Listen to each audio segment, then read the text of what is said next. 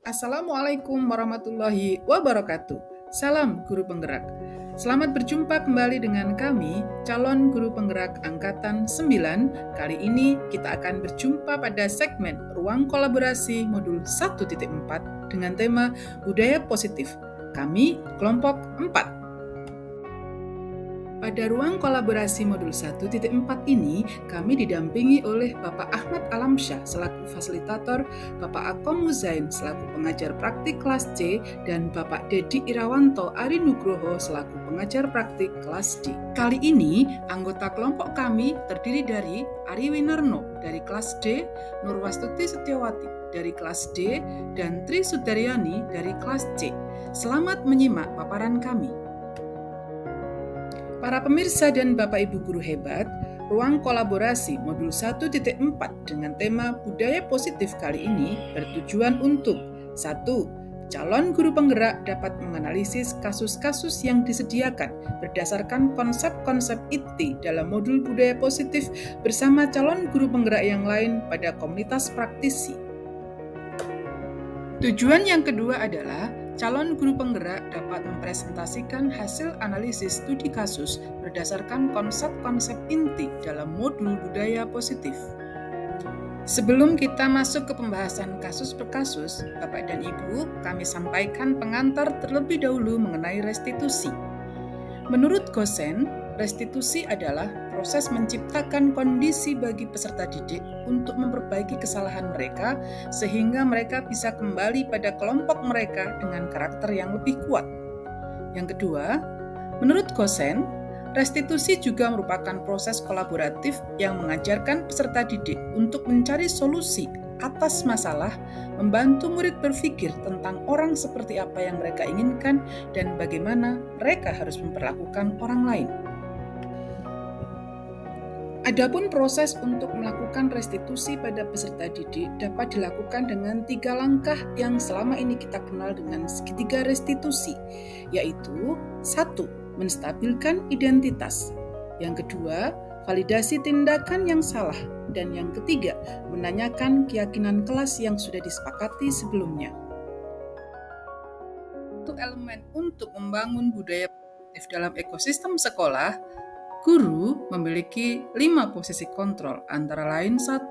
Sebagai penghukum, 2. Membuat seseorang merasa bersalah, 3. Sebagai teman, 4. Sebagai monitor atau pemantau, dan yang kelima sebagai manajer.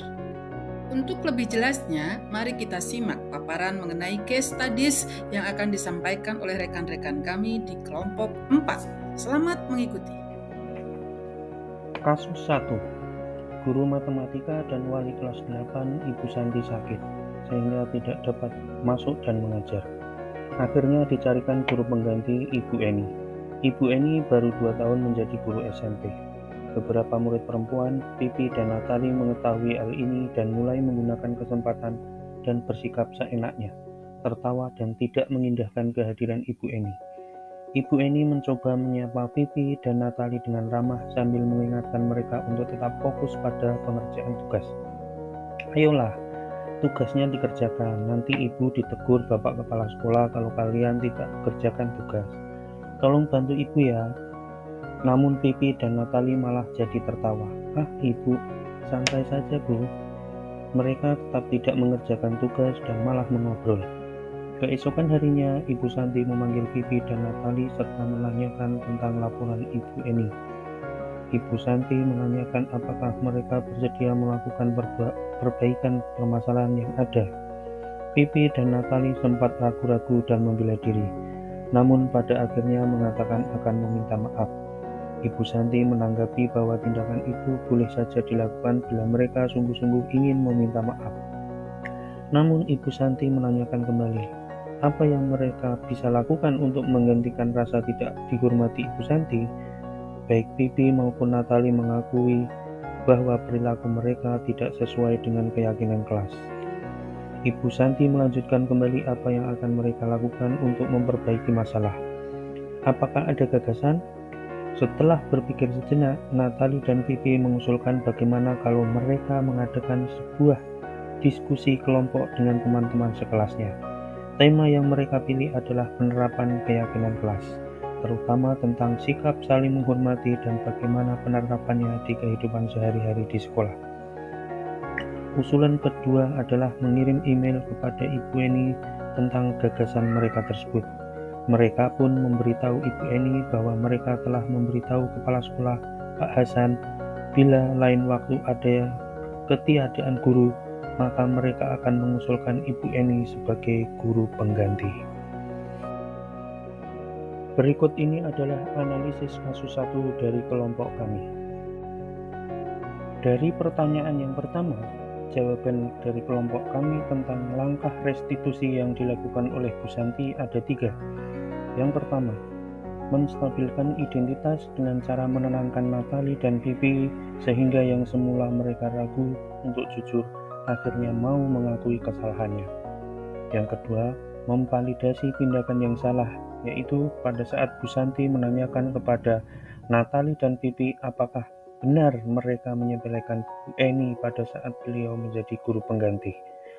Serta yang ketiga, yaitu menanyakan keyakinan, yaitu pada saat Natali dan Pipi mengakui bahwa perilaku mereka tidak sesuai dengan keyakinan kelas yang sudah dibuat sebelumnya.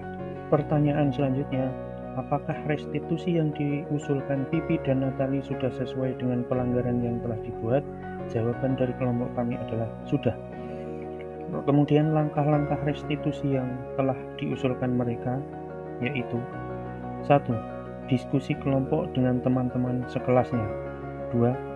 Refleksi terhadap penerapan keyakinan kelas, yaitu sikap untuk saling menghormati dan bagaimana penerapannya di kehidupan sehari-hari di sekolah. Yang ketiga, usulan untuk mengirim email kepada Ibu Eni tentang gagasan mereka memberi kesempatan menjadi guru pengganti di lain waktu.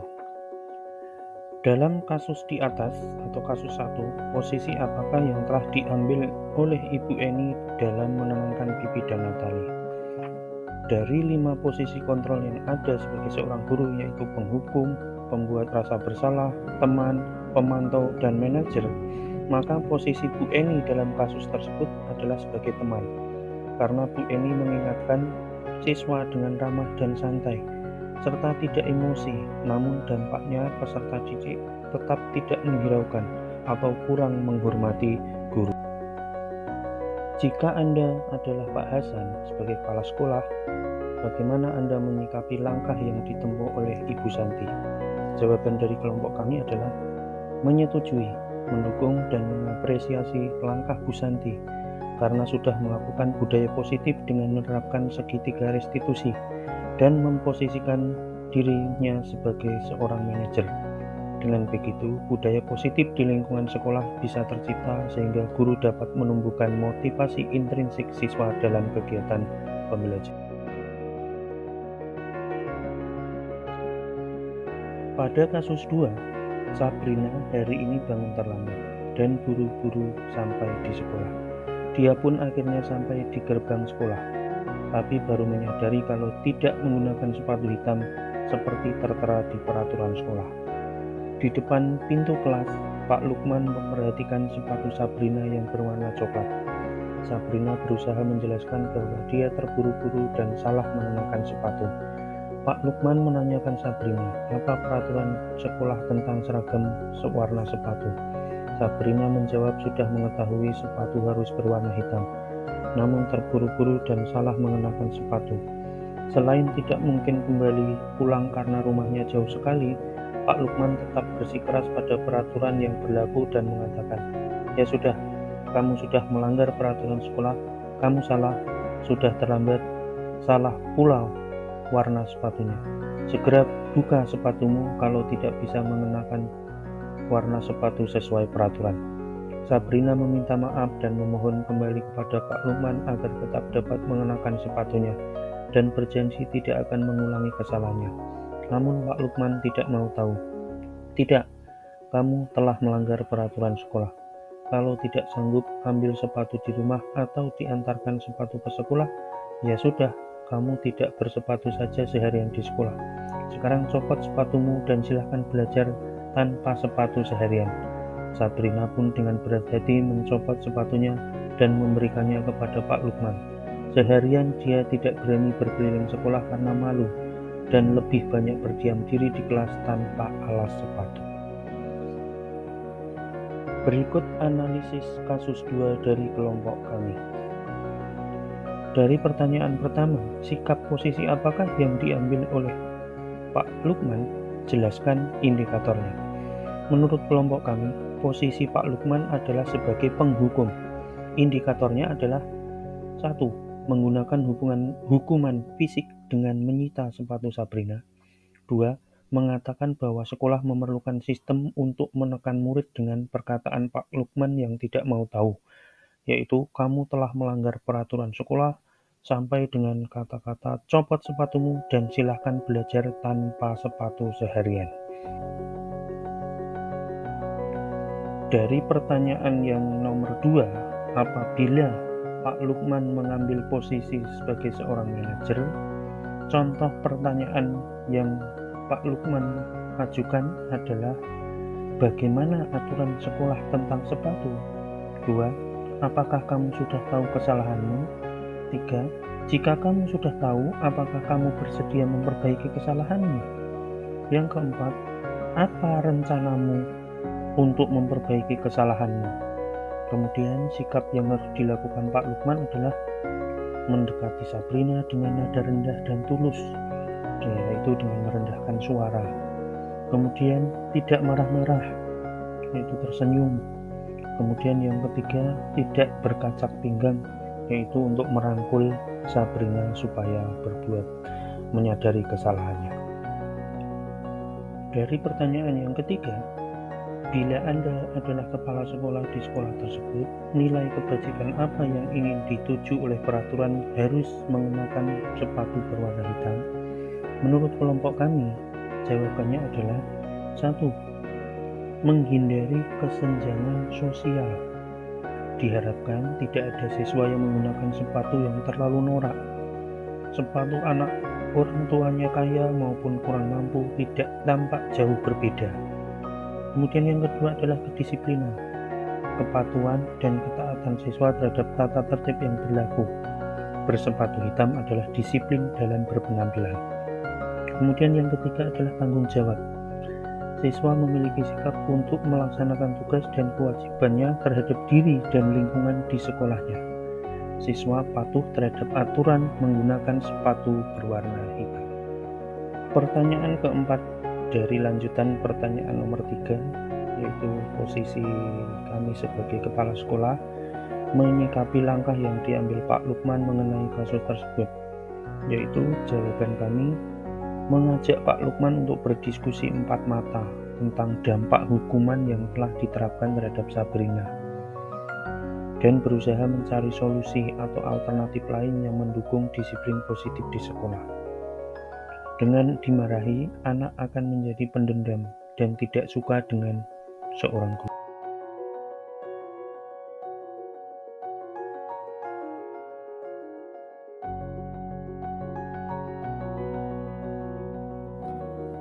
Untuk selanjutnya yaitu kasus 3. Dalam kasus ini adalah sebagai berikut. Ibu Dani sedang menjelaskan pelajaran bahasa Inggris di papan tulis. Namun beliau memperhatikan bahwa Fajar malah tidur-tiduran dan tampak acuh tak acuh pada pelajarannya. Fajar, coba jawab pertanyaan nomor 3. Maju ke depan dan kerjakan di papan tulis. Fajar pun tampak malas-malasan maju ke depan. Dan sesampai di depan papan tulis pun, Fajar hanya diam terpaku sambil memegang buku bahasa Inggrisnya dan memainkan spidol di tangannya. Ayo Fajar, makanya jangan tidur-tiduran. Lain kali perhatikan.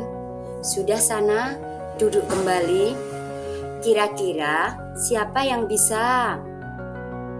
Fajar pun kembali duduk di bangkunya. Hal seperti ini sudah sering kali terjadi pada Fajar, seperti tidak memperhatikan, acuh tak acuh, dan nilai-nilainya pun tidak terlalu baik untuk pelajaran bahasa Inggris. Pada saat ditegur oleh Ibu Dani, Fajar hanya menjawab, "Tidak tahu, Bu." Ibu Dani pun menjawab lirih. "Gimana kamu, Fajar? Kamu tidak kasihan sama ibu ya? Ibu sudah capek-capek mengajarkan kamu. Tidak kasihan sama ibu." Dan Fajar pun diam membisu. Kemudian pisau analisis kasus 3 ini adalah sebagai berikut. Yang pertama, posisi kontrol apa yang diambil oleh Ibu Dani dalam pendekatannya kepada Fajar. Kedua, membaca sikap Fajar, kira-kira kebutuhan apa yang diperlukan oleh Fajar. Ketiga, bila mana Ibu Dani mengambil posisi pemantau, apa yang akan dilakukan atau dikatakan olehnya? Pertanyaan-pertanyaan seperti apa yang akan diajukan? Jelaskan. Yang keempat, apabila Anda sebagai kepala sekolah di sekolah Fajar dan mengetahui hal ini, bagaimana tindak lanjut Anda? Untuk selanjutnya, jawaban pertama pada kasus 3, yaitu posisi kontrol apa yang diambil oleh Ibu Dani dalam pendekatannya kepada Fajar. Posisi kontrol yang diambil oleh Ibu Dani yaitu yang pertama, posisi penghukum. Hal ini sesuai dengan pernyataan pada kalimat, "Fajar, coba jawab pertanyaan nomor 3. Maju ke depan dan kerjakan di papan tulis." Kemudian, posisi teman. Hal ini sesuai dengan pernyataan pada kalimat, "Ayo Fajar, makanya jangan tidur-tiduran, lain kali perhatikan. Sudah sana duduk kembali." Untuk posisi selanjutnya yaitu pembuat rasa bersalah. Hal ini sesuai dengan pernyataan pada kalimat, "Gimana kamu Fajar? Kamu tidak kasihan sama ibu ya? Ibu sudah capek-capek mengajarkan kamu. Tidak kasihan sama ibu." Jadi, posisi kontrol yang diambil oleh Ibu Dani yaitu pertama, posisi penghukum, kedua, posisi teman, dan pembuat rasa bersalah. Selanjutnya, jawaban kedua kasus 3. Membaca sikap Fajar, kira-kira kebutuhan apa yang diperlukan oleh Fajar? Kebutuhan yang diperlukan oleh Fajar yaitu yang pertama, Fajar membutuhkan kasih sayang dan rasa diterima. Karena kemungkinan perilaku yang dibuat Fajar membuat Bu Dani memperhatikannya termasuk teman-temannya. Yang kedua, Fajar juga membutuhkan kebebasan atau kebutuhan akan pilihan. Karena kemungkinan Fajar merasa bosan dengan proses pembelajaran yang disampaikan oleh gurunya. Selanjutnya, jawaban ketiga kasus 3. Bila mana Ibu Dani mengambil posisi pemantau, apa yang akan dilakukan atau dikatakan olehnya? Pertanyaan-pertanyaan seperti apa yang akan diajukan? Jelaskan. Ibu Dani akan memanggil Fajar dan mengajukan beberapa pertanyaan terkait alasan perilaku Fajar di kelas tadi. Kemudian, Bu Dani akan menuliskan catatan perilaku Fajar ke dalam buku jurnal sikap, termasuk tindak lanjutnya agar adanya perubahan sikap pada Fajar. Kemudian, mengajukan pertanyaan-pertanyaan kepada Fajar. Antara lain, "Fajar, tahu kan konsekuensi yang harus dilakukan apabila tidak memperhatikan saat pembelajaran?" Pertanyaan kedua, "Fajar, kamu tahu kan peraturan yang ada di kelas apa saja?" Pertanyaan ketiga, "Hal apa yang bisa membuat kamu bersemangat mengikuti pembelajaran bahasa Inggris ini?" Selanjutnya, jawaban keempat kasus 3. Apabila Anda adalah kepala sekolah di sekolah Fajar dan mengetahui hal ini, bagaimana tindak lanjut Anda? Yang pertama, saya sebagai kepala sekolah akan melakukan pendekatan personal dengan memanggil Ibu Dani dan Fajar di waktu yang tidak bersamaan untuk mencari informasi permasalahan yang telah terjadi. Kemudian, mencari informasi keseharian Fajar melalui wali kelas, guru BK, dan guru mata pelajaran lain atau melalui teman sejawat. Kemudian menggali informasi dengan menghubungi orang tua. Setelah itu, saya bertindak sebagai posisi manajer untuk menyelesaikan permasalahan antara Ibu Dani dan Fajar dengan menggunakan tahap-tahap restitusi.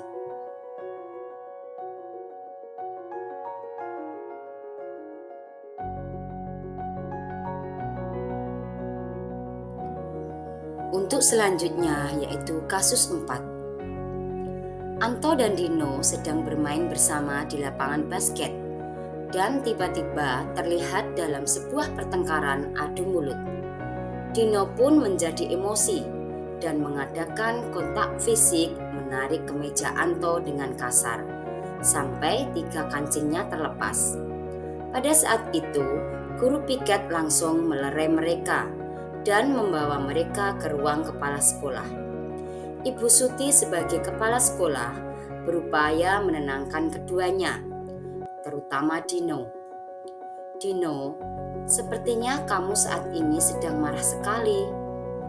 Mendengar itu, Dino pun mengalir bercerita tentang kekesalan hatinya. Ibu Suti pun melanjutkan bahwa membuat kesalahan adalah hal yang manusiawi dan bahwa mempertahankan diri adalah hal yang penting. Namun, meminta Dino memikirkan cara lain yang mungkin lebih efektif karena saat ini Dino berada di ruang kepala sekolah. Ibu Suti melanjutkan bertanya tentang keyakinan sekolah yang disepakati, serta apakah Dino bersedia memperbaiki kesalahan yang telah dilakukan terhadap Anto. Dino pun akhirnya perlahan mengangguk. Kemudian Ibu Suti balik bertanya kepada Anto, hal apa yang bisa dilakukan Dino untuk memperbaiki masalah? Anto menjawab, saya perlu kancing saya diperbaiki, Bu. Ibu saya akan sangat marah kalau melihat kancing baju saya sampai copot 3 kancing begini. Ibu Suti pun kembali bertanya ke Dino, apakah yang akan dia lakukan untuk menggantikan 3 kancing Anto yang terlepas? Dino berpikir sejenak, namun menjawab, wah, tidak tahu, Bu. Saya lem kembali, mungkin ya, Bu. Ibu Suti berpikir sebentar dan menanggapi, kalau dilem akan mudah terlepas kembali, Dino. Bagaimana kalau kamu menjahitkan saja? Bersediakah kamu? Dino tampak ragu-ragu dan menanggapi, menjahit? Mana saya tahu bagaimana menjahit, Bu. Ibu Suti meneruskan, apakah kamu bersedia belajar menjahit? Dino berpikir sejenak, memandang ke meja Anto dan menanggapi, yang mengajari saya siapa, Bu? Dengan cepat Ibu Suti menjawab, Pak Irfan, guru tata busana. Dino kembali diam sejenak, memandang ke meja Anto yang tanpa kancing.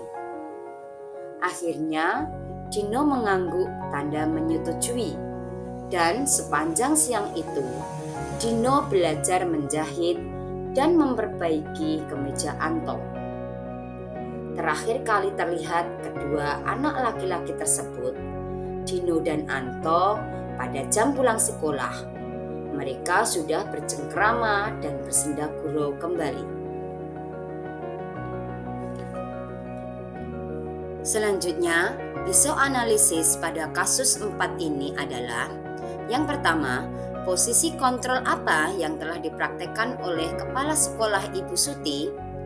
Hal-hal apa saja yang dilakukannya sehingga Anda berkesimpulan demikian?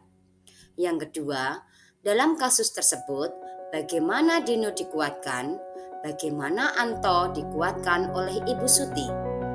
Yang ketiga, kira-kira nilai-nilai kebajikan atau keyakinan sekolah apa yang dituju dalam kasus tersebut? Jelaskan. Selanjutnya, jawaban pertama kasus 4. Posisi kontrol apa yang telah dipraktekkan oleh Kepala Sekolah Ibu Suti?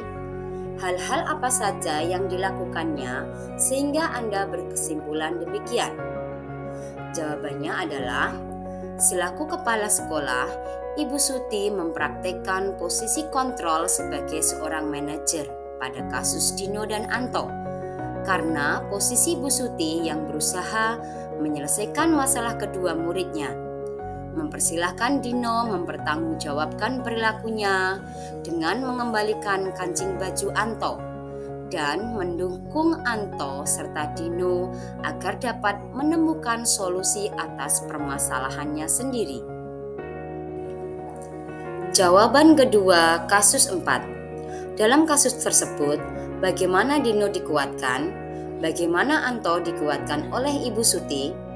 Jawabannya adalah, yang pertama, pada saat Bu Suti menyampaikan kepada Dino dan Anto bahwa membuat kesalahan adalah hal yang manusiawi, mempertahankan diri adalah hal yang penting, namun masih ada cara lain yang mungkin lebih efektif untuk menyelesaikan masalah. Yang kedua, pada saat Bu Suti bertanya kepada Anto, hal apa yang bisa dilakukan Dino untuk memperbaiki masalah? Yang ketiga, Bu Suti juga menguatkan Dino bahwa Pak Irfan, guru tata busana, akan mengajari Dino cara menjahit kancing baju Anto. Jawaban 3, kasus 4. Kira-kira nilai-nilai kebajikan atau keyakinan sekolah apa yang dituju dalam kasus tersebut? Jelaskan. Jawabannya adalah, nilai kebajikan dan keyakinan sekolah yang tercermin dalam kasus tersebut adalah membuat kesalahan adalah hal yang manusiawi. Mempertahankan diri juga merupakan hal yang penting. Namun, mencari alternatif atau cara lain yang lebih efektif untuk menyelesaikan masalah adalah hal yang lebih bijaksana. Pesan lain dalam kasus tersebut adalah setiap anak harus berani meminta maaf dan mempertanggungjawabkan kesalahannya. Para pemirsa dan Bapak Ibu guru hebat, demikianlah kita sudah sampai pada akhir kesimpulan pembahasan 4 persoalan terkait dengan budaya positif di sekolah yang dapat diambil kesimpulan bahwa 1 dan 4 dalam penerapan budaya positif tersebut sudah sesuai dengan teori perubahan paradigma stimulus kontrol ke teori kontrol, sudah menunjukkan nilai keyakinan kelas, kebutuhan anak terpenuhi, segitiga restitusi dijalankan, serta guru mengambil posisi sebagai manajer. Sedangkan pada kasus 2 dan 3 belum menunjukkan penerapan budaya positif sesuai dengan teori tersebut. Terima kasih sudah cukup setia menyimak paparan panjang kami tentang 4 kasus yang terkait dengan budaya positif di sekolah. Harapan kami bahwa setelah mengikuti ruang kolaborasi dan mengikuti dengan seksama materi ini, kita dapat mengimplementasikan dan menginternalisasikan budaya positif dengan memainkan peran kontrol sebagai seorang guru yang mampu memberikan layanan terbaik bagi anak-anak kita.